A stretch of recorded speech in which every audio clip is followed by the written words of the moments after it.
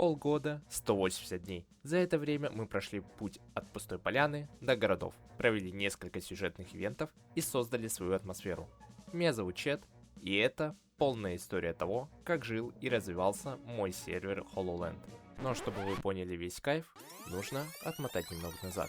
Сама идея открыть свой сервер пришла мне в голову 2 года назад.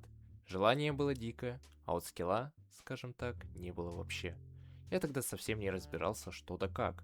Моим потолком были бесплатные хостинги. Ну, вы знаете, эти сервера. Они не то что игроков, они даже меня с трудом удерживали. Заходит один человек и все. Сервер начинает лагать. Это была не игра, а сплошное мучение и слайд-шоу. Казалось, что нормальный проект мне не потянуть. Но я не забил. Я разбирался, учился, искал варианты, и вот, наконец-то все готово. Сервер открылся, лаги побеждены, и мы начинаем. Это путь первого сезона HoloLand. Погнали! Итак, первый день сезона. Пока все в панике разбегались кто куда, умирали от скелетов и забивались в землянке, я поступил умнее. Моей целью был грибной остров. Это, пожалуй, самая эффективная стратегия. Враждебные мобы там не спавнятся даже в пещерах. Пока другие выживали, я спокойно фармил свои первые алмазы. Но сидеть там вечно скучно. Я вернулся на спаун с четким планом. Построить спаун в стиле 1920-х. Но моими амбициями мешал один небольшой нюанс. Вот этот вот холмик. Мы думали, снесем за пару дней. Ага, конечно, 2 дня. Мы копали его 2 дня. И все ради того, чтобы построить библиотеку, мой будущий магазин и трейд-холл.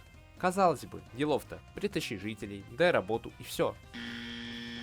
Но у нас включен ребаланс жителей. Хочешь книгу на починку, ищи жителя с болота.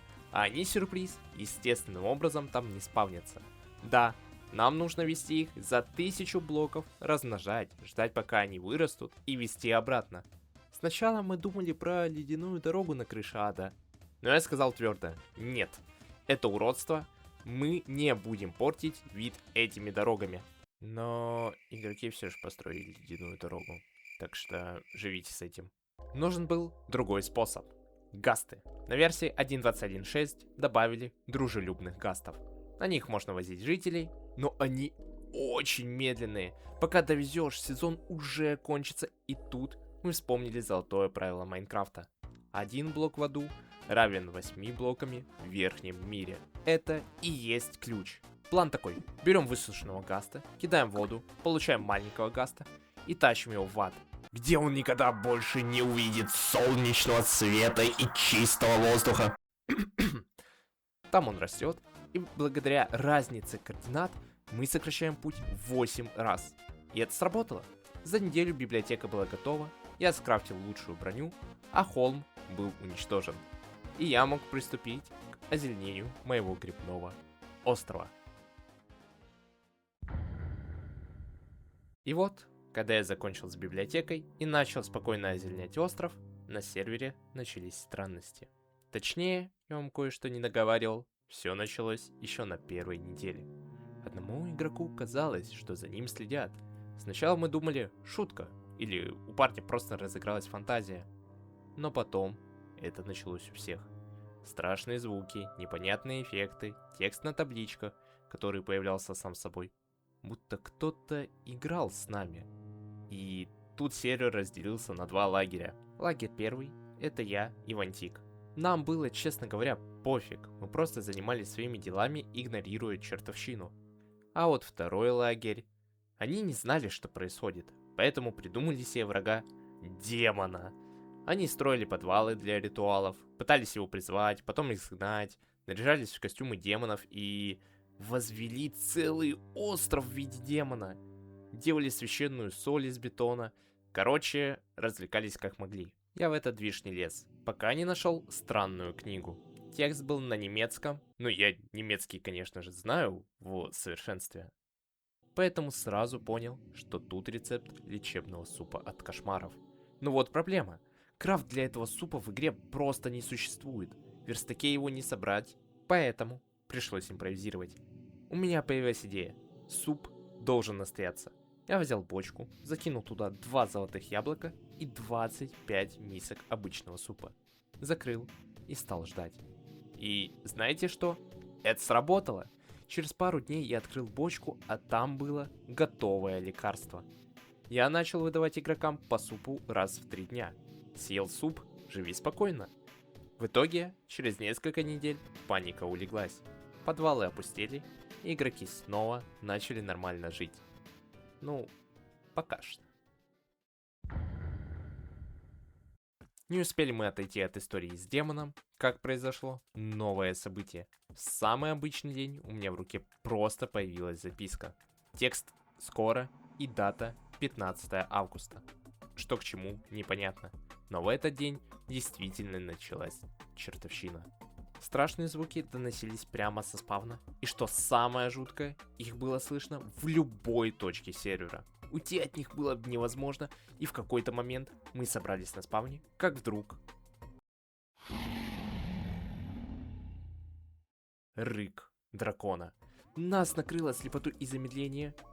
Намек мы сразу же поняли. Энд открывается. Мы рванули к порталу. Портал был активирован. Глаза на месте. Мы прыгаем внутрь. И ничего не происходит. Мы просто приземлились на пустой пол. Это был просто байт. Нас обманули. Мы разошлись, но странности продолжились. Игроки обнаружили, что не могут пропустить ночь. Игроку отдых не поможет пропустить эту ночь. Но раз спать нельзя, давайте ненадолго отвлечемся от ивентов и поговорим о развитии. Серверу уже 1,5 месяца, а я времени не терял. Построил главные фермы, железо, тростник и, конечно же, ферма тотемов. Доступ к ней по подписке за 25 алмазов. Нужны тотемы, платишь и пользуешься. Все честно. Также отмечу крутую общественную ферму скелетов и бутылок рейда на территории Вантика. В общем, с ресурсами проблем не было. А вот с мобами начались проблемы. Спустя пару дней начали спавниться фантомы. И тут важный момент. Они были отключены на сервере с самого первого дня. А тут они появились, да еще и на Грибном острове. Там, где даже мирные мобы толком не спавнятся. Но это были цветочки, ведь через 2 дня время буквально остановилось. Нас охватила вечная ночь. Фантомы теперь спавнились не раз в час, а каждые 5 минут. И так продолжалось 2 недели. Бесконечная тьма и сражения. И вот, снова записка. 31 августа. Сбор на спавне. Опять рык дракона. Но в этот раз вместо слепоты нам дали скорость и ночное зрение. Мы побежали к порталу. Он был открыт. Дракон, конечно же, был повержен. И все сразу же побежали лутать элитры. Но пока все суетились, я заметил странную вещь в пустоте Энда. Спутник. Он просто висел там и иногда моргал. На момент написания этого сценария он уже немного окислился и сменил свое положение. Но что это и зачем оно здесь? Пока загадка. И вот, когда игроки наконец-то залутали свои первые элитры и начали рассекать небо, жизнь на сервере вошла в норму. К нам присоединилась пара новичков. Но, как выяснилось, среди них был один незваный гость. Знакомьтесь, это Роб, странствующий торговец. Буквально. Каким-то образом этот парень понимал игроков. Ты к нему подходишь, а он смотрит на тебя. Вел он себя слишком осознанно для моба. Но самое странное, он начал выдавать нам страницы журнала. В этих страницах были инструкции по созданию кастомных пластинок. Для тех, кто в танке, игроки просили меня добавить свою музыку еще месяц назад. И, видимо, Роб решил исполнить эту мечту. Интересно то, что торговец научился писать. Не в чат, а в книгах, да и с дикими ошибками, но все же. Однако, со временем Роб стал дерганым, тревожным, а потом просто исчез, оставив нас с пачкой записок. И вот, день перехода на версию с медными големами. Мы ждали обновления, а получили шок. От всех порталов в аду появились дороги из изумрудов. Они вели к одной точке, к порталу на базу Эмс. Мы вошли в портал, и тут внезапно заиграла классическая музыка. Прямо из-под земли. Мы начали копать на звук и обнаружили скрытое убежище торговца. Внутри было странно, проигрыватель, баннеры и стойка для брони с руками и супом. Запомните ее, в будущем эта стойка сыграет свою роль. Там же мы нашли карту с координатами следующего убежища. Начался марафон. Мы бегали по точкам, собирали координаты, нашли даже бункер с декоративными медными големчиками. Финал квеста привел нас к последнему убежищу. Мы надеялись найти ответы, но нашли только голову. Роб был мертв. Рядом лежала прощальная книга. В ней он писал, что окончательно сошел с ума. И чтобы не навредить нам, он решил спасти нас от себя. Грустный финал. После этого квеста мы наконец-то смогли создавать кастомные пластинки. Но осадок все же остался. С кем общался торговец и что с ним случилось на самом деле? Ответов нет.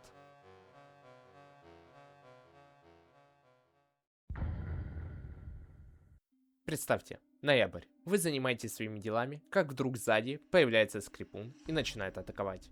Вы бьете его в ответ, пытаясь найти сердцевину, но он просто рассыпается. У этих аномалий не было сердца. Но в какой-то момент стало хуже. Начали появляться невидимые скрипуны. Светились только глаза, а сами они были неуязвимы. Там, где они появлялись, природа тоже менялась. Мох становился бледным, а азалия превращалась в бледный дуб. Через время невидимки пропали. А потом начали двигаться стойки для брони. Судя по всему, то, что было невидимыми скрипунами, вселилось в манекены. Они двигались только тогда, когда игрок на них не смотрел. А теперь вернемся в прошлое. Помните ту самую стойку с руками из убежища торговца? Ту, которая держала суп. Так вот, в нее вселился скрипун. И она каким-то образом выпила этот суп. И самое страшное, она начала действовать. В мире начали появляться другие стойки с руками. Было ощущение, что она создает себе подобных. Это вызвало настоящий страх. Что если они собирают армию? Но часть стоек вела себя странно. Они просто танцевали на базах Эмс и Булсика. А другая часть была настроена враждебно. Они нападали на игроков, снося все здоровье одним ударом железного меча без чар. Казалось, начался хаос. Но мы заметили, что стойки общаются между собой через книги. Стало ясно, они что-то ищут. Какой-то бункер. И я нашел зацепку. Подсказка в книге привела нас на базу Кэмс. Там, под деревом, мы нашли шифр, в котором были зашифрованы координаты. Мы 2 часа пытались их разгадать. Это был настоящий ужас. Но по итогу мы справились. Координаты привели нас в тот самый бункер. Информации там было море. Как оказалось, здесь проводили эксперименты над переносом сознания. И одним из таких экспериментов были как раз таки скрипуны. Это не просто мобы, а результат чьих-то опытов. Но кто это делал и зачем? История до сих пор продолжает развиваться. Вот такие полгода на HoloLand. Но это, конечно же, далеко не конец, ведь сезон в самом разгаре. Также я каждый день стримлю на Твиче. Если вам стало интересно, вы можете следить за сервером вживую, так что переходите по ссылке в описании. А чтобы не пропускать анонсы новых роликов или стримов, залетайте в мой телеграм. Там все новости выходят первыми. С вами был Чет, всем удачи, и я не прощаюсь.